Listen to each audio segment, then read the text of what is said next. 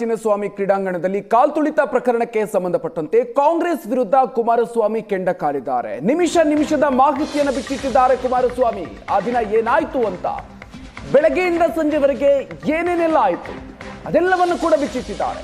ಮಧ್ಯಾಹ್ನ 1:30ಕ್ಕೆ HCL ತಲುಪಿತ್ತು RCB ತಂಡ. ಬೆಳಗ್ಗೆ 11 ಗಂಟೆಗೆ ಕನಕಪುರ ಕೋರ್ಟ್ನಲ್ಲಿದ್ದರು DK ಶಿವಕುಮಾರ್ ಅವರು. ಮಧ್ಯಾಹ್ನ 1:20ಕ್ಕೆ HCLಗೆ DK ಶಿವಕುಮಾರ್ ಆಗಮಿಸಿ ಆಟಗಾರರಿಗೆ ಸ್ವಾಗತವನ್ನ ಕೋರಿದ್ರು. ಮಧ್ಯಾಹ್ನ 2:30ಕ್ಕೆ ತಾಜ್ ವೆಸ್ಟ್ ಎಂಡ್ ನಲ್ಲೂ ಕೂಡ DK ಶಿವಕುಮಾರ್ ಅವರು ಉಪಸ್ಥಿತರಿದ್ದರು. ಮಧ್ಯಾಹ್ನ 3:10ಕ್ಕೆ ಕಾಲ್ತುಳಿತಕ್ಕೆ ಮೊದಲ ಬಲಿ ಆಗಿದೆ. ಸಂಜೆ 6 ಗಂಟೆಯವರೆಗೂ ಕೂಡ ಕಾರ್ಯಕ್ರಮವನ್ನ ಮಾಡಿದ್ರು, ಕಾರ್ಯಕ್ರಮವನ್ನ ಮುಂದುವರಿಸಿದ್ರು.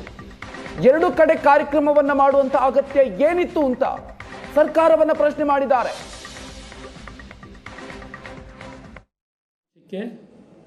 ಮೊದಲನೇ ಸ್ಟ್ಯಾಂಪೇಡ್ನಲ್ಲಿ ಒಬ್ಬ ವ್ಯಕ್ತಿ ಮರಣ ಹೊಂದಿದ ವಿಷಯ ಬರುತ್ತೆ. ಇಲ್ಲಿಗೇನೆ ಬಂದರೂ ಸಹ ಅವರಿಗೆ ಆ ಕಾರ್ಯಕ್ರಮ ಮುಂದೂಡಬೇಕು ಅಂತಕ್ಕಂಥ ಪರಿಜ್ಞಾನವೂ ಬರಲ್ಲ. ಅವರಿಗೆ ಕಾರ್ಯಕ್ರಮ ಮಾಡ್ಕೊಂಡ್ರಲ್ಲ ಪಾಪ, ಅಲ್ಲಿ ಬೇರೆ ಹೋಗಿ ಸ್ಟೇಡಿಯಂನಲ್ಲಿ ಮುತ್ತಿಕ್ತಾ ಇದ್ದಾರಲ್ಲ, ನೀವೇ ತೋರಿಸಿದಿರಿ ಟಿ ವಿಗಳಲ್ಲಿ ಯಾವ ಥರ ನಡ್ಕೊಂಡ್ರು. ನೋವಿನಲ್ಲಿ ಒದ್ದಾಡ್ತಾ ಇದ್ದಾರೆ ಜನ. ಇವರು ಅಲ್ಲೂ ಹೋಗ್ಬಿಟ್ಟು ಸ್ಟೇಡಿಯಂನಲ್ಲಿ ಮುತ್ತಿಕೊಂಡು ಕೂತಿದ್ದಾರೆ.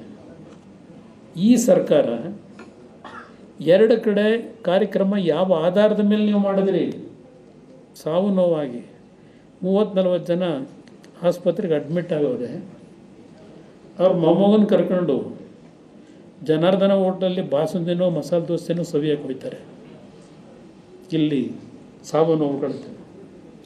ಇದು ಈ ಮುಖ್ಯಮಂತ್ರಿಯ ಏನೋ ಸತ್ಯಮೇವ ಜಯತೆ, ಸತ್ಯಮೇವ ಜಯತೆ.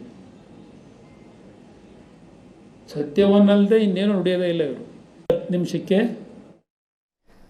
ಹೆಚ್ಚಿನ ಡೀಟೇಲ್ಸ್ ಕೊಡ್ತಾರೆ ನಮ್ಮ ಪ್ರತಿನಿಧಿ ರವಿ ಶಿವರಾಮ್. ಇದೀಗ ನಮ್ಮ ಜೊತೆಗೆ ದೂರವಾಣಿ ಸಂಪರ್ಕದಲ್ಲಿ ಜಾಯ್ನ್ ಆಗ್ತಾ ಇದ್ದಾರೆ. ರವಿ, ಕಾಲ್ತುಳಿತ ಪ್ರಕರಣ ಈಗ ರಾಜಕೀಯ ಕೆಸರೆರಚಾಟಕ್ಕೂ ಕೂಡ ಕಾರಣ ಆಗ್ತಾ ಇದೆ. ಗಂಭೀರವಾದಂತಹ ಆರೋಪಗಳನ್ನು ಕುಮಾರಸ್ವಾಮಿ ಅವರು ನಿನ್ನೆ ಸರ್ಕಾರದ ವಿರುದ್ಧ DK ಶಿವಕುಮಾರ್ ಅವರ ವಿರುದ್ಧ ಮಾಡಿರುವಂತದ್ದು. ಇದಕ್ಕೆ ಸಂಬಂಧಪಟ್ಟಂತೆ ಡೀಟೇಲ್ಸ್ ಕೊಡ್ತಾ ಹೋಗೋದಾದ್ರೆ,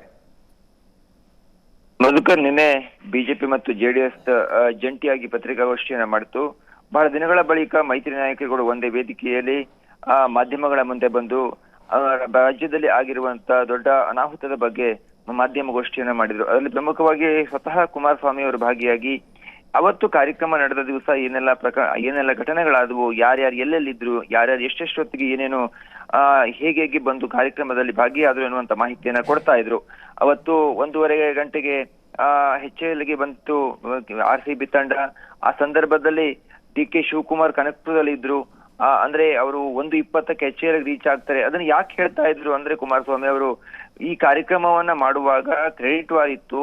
ಒಂದು ಸಿದ್ದರಾಮಯ್ಯನವರಿಗೂ ಮತ್ತು DK ಶಿವಕುಮಾರ್ ನಡುವೆ ಯಾರಿಗೆ ಈ ಒಂದು ಕ್ರೆಡಿಟ್ ಸಿಗಬೇಕು ಎನ್ನುವ ಪ್ರಯತ್ನದ ಭಾಗವಾಗಿ ಮುಖ್ಯಮಂತ್ರಿಗಳ ಜೊತೆ ಇದ್ದಂತ ಅನೇಕರು ಇಲ್ಲ ವಿಧಾನಸೌಧದಲ್ಲಿ ಕಾರ್ಯಕ್ರಮವನ್ನ ಮಾಡೋಣ, ವಿಧಾನಸೌಧದಲ್ಲಿ ಕಾರ್ಯಕ್ರಮ ಮಾಡಿದ ಸರ್ಕಾರಕ್ಕೆ ಒಂದು ಹೆಚ್ಚಿನ ಹೆಸರು ಬರ್ತದೆ ಎನ್ನುವಂತ ಸಲಹೆಯನ್ನ ಕೊಟ್ಟಿದ್ರು.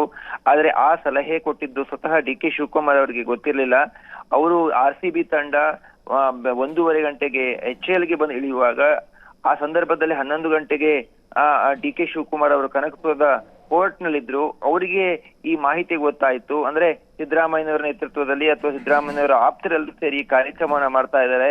ತನಗಿದ್ರ ಬಗ್ಗೆ ಹೆಚ್ಚಿನ ಮಾಹಿತಿ ಕೊಟ್ಟಿರ್ಲಿಲ್ಲ. ಈ ಕಾರಣಕ್ಕೋಸ್ಕರ ತಾನೇನ್ ಮಾಡ್ಬೇಕು ಅನ್ನುವಂತ ಯೋಚನೆಯಲ್ಲಿದ್ದಂತ DK ಶಿವಕುಮಾರ್ ಏಕಾಏಕಿ ನೇರವಾಗಿ HCLಗೆ ಹೋಗಿ ಅಲ್ಲಿ RCB ತಂಡದ ಆಟಗಾರರಿಗೆ ಒಂದು ಕರ್ನಾಟಕದ ಫ್ಲಾಗ್ ಅನ್ನ ಕೊಡೋದ್ರ ಮೂಲಕ ಸ್ವಾಗತವನ್ನ ಮಾಡ್ತಾರೆ. ಅಂದ್ರೆ ಅವ್ರು ಈ ಸಮಯ ಮತ್ತು ಯಾವ್ಯಾವ ಸಂದರ್ಭದಲ್ಲಿ ಎಷ್ಟೆಷ್ಟು ಯಾವ್ಯಾವ ಪ್ರಸಂಗಗಳು ನಡೆದು ಹೇಳೋದನ್ನ ಅವರು ಮಿನಿಟ್ ಟು ಮಿನಿಟ್ ಹೇಳುವಂತ ಪ್ರಯತ್ನವನ್ನ ಬಹುಶಃ ಕುಮಾರಸ್ವಾಮಿ ಅವರು ಯಾಕೆ ಮಾಡಿದ್ರು ಅಂದ್ರೆ, ಒಂದು ಸಾವಾದ ಬಳಿಕ ಒಂದ್ ಕಡೆ ರಾಜಕಾರಣ ಅಂದ್ರೆ ಸಿದ್ದರಾಮಯ್ಯನವರು ಮತ್ತು DK ಶಿವಕುಮಾರ್ ನಡುವೆ ಇರುವಂತ ಒಂದಿಷ್ಟು ವೈಮನಸ್ಸು ಈ ಕಾರ್ಯಕ್ರಮದಲ್ಲಿಯೂ ಕೂಡ ಪರಿಣಾಮವನ್ನ ಬೀರ್ತು ಅನ್ನೋದನ್ನ ಕುಮಾರಸ್ವಾಮಿ ಅವರು ಪರೋಕ್ಷವಾಗಿ ಹೇಳುವಂತ ಪ್ರಯತ್ನವನ್ನ ಮಾಡ್ತಾ ಇದ್ರು ಮಧುಕರ್. ನಂತರದಲ್ಲಿ 3:10ಕ್ಕೆ ಸಾವಾಗತ್ತೆ, ಕಾಲ್ತುಳಿತ ಆಗತ್ತೆ. ಆ ಸಂದರ್ಭದಲ್ಲಿಯೂ ಕೂಡ ಸಂಜೆ 6 ಗಂಟೆ ತನಕ ಮೊದಲು 4:30 ಗಂಟೆಗೆ ವಿಧಾನಸೌಧಕ್ಕೆ ಆಟಗಾರರು ಬರ್ತಾರೆ. ಅಲ್ಲಿಯೂ ಕೂಡ ಕಾರ್ಯಕ್ರಮಗಳನ್ನ ಮಾಡ್ತಾರೆ. ನಂತರದಲ್ಲಿ ಚಿನ್ನಸ್ವಾಮಿ ಸ್ಟೇಡಿಯಂ ಹೋಗ್ತಾರೆ. ಅಲ್ಲಿಯೂ ಕೂಡ ಕಾರ್ಯಕ್ರಮದಲ್ಲಿ ಸ್ವತಃ DK ಶಿವಕುಮಾರ್ ಭಾಗಿಯಾಗ್ತಾರೆ. 6 ಗಂಟೆ ತನಕ ಕಾರ್ಯಕ್ರಮವನ್ನ ಮಾಡಿದ್ರು. 3:10ಕ್ಕೆ ಕಾಲ್ತುಳಿತ ಆಗಿದೆ. ಇದನ್ನ ಗೊತ್ತಿದ್ದು ಕೂಡ ಸರ್ಕಾರ ನಮ್ಗೆ ಗೊತ್ತಿಲ್ಲ ಎನ್ನುವ ರೀತಿಯಲ್ಲಿ ನಡ್ಕೊಳ್ತೊಳ್ಳುವಂತ ಆರೋಪವನ್ನ ಕುಮಾರಸ್ವಾಮಿ ಅವರು ಮಾಡ್ತಾ ಇದ್ರು. ಆದ್ರೆ ಕುಮಾರಸ್ವಾಮಿ ಅವರ ಆರೋಪಕ್ಕೆ ನಿನ್ನೆ ಡಿ ಕೆ ಶಿವಕುಮಾರ್ ಅವರು ಪ್ರತಿಕ್ರಿಯೆಯನ್ನ ಕೊಟ್ಟಿದ್ದಾರೆ. ನಮಗೀಗ ಏನು ಕಾಲ್ತುಳಿತ ಆಗಿರುವಂತ ಪ್ರಕರಣದಲ್ಲಿ ಸಾವಾಗಿರುವಂತದ್ದು ಗೊತ್ತಿರಲಿಲ್ಲ, ನಮ್ಮ ಗಮನಕ್ಕೆ ಬಂದಿರಲಿಲ್ಲ. ನಾನು ಈ ಸಾವಾಗಿದೆ ಅನ್ನುವಂತ ಮಾಹಿತಿ ಬಂದ ಬಳಿಕ ಚಿನ್ನಸ್ವಾಮಿ ಸ್ಟೇಡಿಯಂಗೆ ನೇರವಾಗಿ ತೆರಳಿ ಅಲ್ಲಿ ಕಾರ್ಯಕ್ರಮವನ್ನು ತುರ್ತಾಗಿ ಮುಗಿಸುವಂತೆ ಸೂಚನೆಯನ್ನ ಕೊಟ್ಟೆ. ಅವರು ಆಟಗಾರರು ಕೂಡ ಅದಕ್ಕೆ ಸ್ಪಂದಿಸಿದ್ರು. ಕೆಸಿಎ ಸದಸ್ಯರು ಕೂಡ ಸ್ಪಂದಿಸಿ ಅರ್ಧ ಗಂಟೆಯಲ್ಲಿ ಕಾರ್ಯಕ್ರಮವನ್ನು ಮುಗಿಸಿದ್ರು ಅನ್ನುವಂತ ಸಮಜಾಯಿಷಿಯನ್ನ ಡಿ ಕೆ ಶಿವಕುಮಾರ್ ಕೊಟ್ಟಿದ್ದಾರೆ. ಬಟ್ ಅದೇನೇ ಇದ್ರೂ ಕೂಡ ದುರಂತ ಆಗಿದೆ. ಕುಮಾರಸ್ವಾಮಿ ಅವರು ಬಂದು ಆದಂತ ಘಟನೆಯನ್ನ ತನ್ನ ಮಾಹಿತಿಯನ್ನ ಮಾಧ್ಯಮಗಳ ಮುಂದೆ ಇಟ್ಟು ಪ್ರತಿಪಕ್ಷವಾಗಿ ಆಡಳಿತ ಪಕ್ಷದ ಮೇಲೆ ವಾಗ್ದಾಳಿಯನ್ನ ಮಾಡಿದ್ದಾರೆ. Okay, thank you Ravi Shivaram ಡೀಟೇಲ್ಸ್ಗೆ.